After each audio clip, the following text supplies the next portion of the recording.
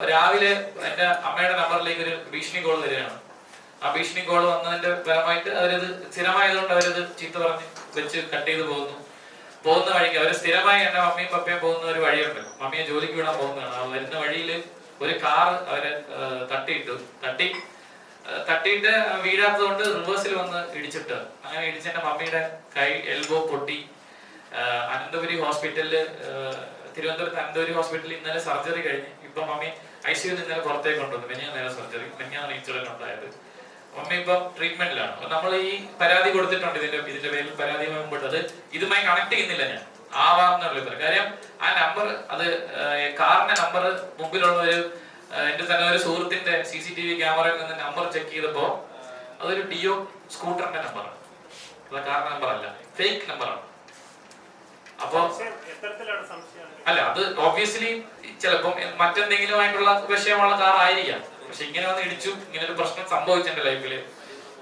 വലിയ പോലീസ് സ്റ്റേഷനിൽ നമ്മൾ പരാതി അങ്ങോട്ട് പോയിട്ടുണ്ട്. മമ്മിയുടെ കണ്ടീഷൻ ഒന്ന് സ്റ്റേബിൾ ആയി കഴിഞ്ഞാൽ സ്റ്റേറ്റ്മെന്റ് എടുത്ത് FIR ഇടാന്ന് പറഞ്ഞു. എല്ലാ സീസണും ഇതുപോലെയൊക്കെ തന്നെയാണ്. അത് അവർക്ക് തൊടാൻ പറ്റാതെ കയറി വരുന്ന ആൾക്കാരുണ്ട്. അങ്ങനെ വന്നപ്പോൾ അതിനെ ഡിസീസ് അൺഫെയർ എന്ന് പറഞ്ഞ് ആ ബാക്കപ്പ് പാർട്ടിയിൽ നിന്ന് മാറിയെന്ന കാര്യം ഇപ്പൊ ചേട്ടൻ പറഞ്ഞില്ലേ.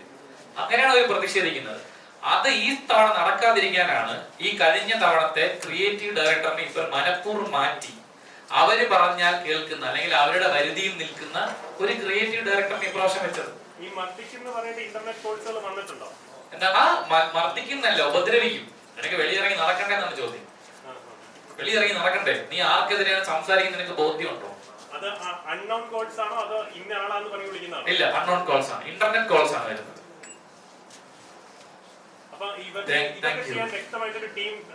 എനിക്ക് അറിയില്ല, ചുമ്മാ ഞാൻ ആ സ്റ്റേഷനിൽ എത്തിയ കാര്യം അവരെങ്ങനെ അറിഞ്ഞു? എന്റെ ചോദ്യം, ഞാൻ നസറത്പട്ടി സ്റ്റേഷനിൽ എത്തിയത് എങ്ങനെ അറിഞ്ഞു?